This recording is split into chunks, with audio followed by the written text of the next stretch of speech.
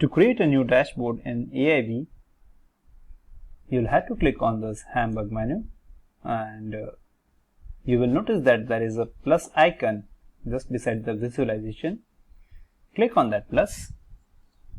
This will take you to the new option where you can create a new dashboard. Just give a name to this new dashboard.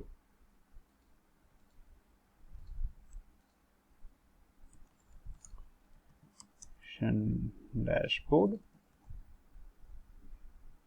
and create.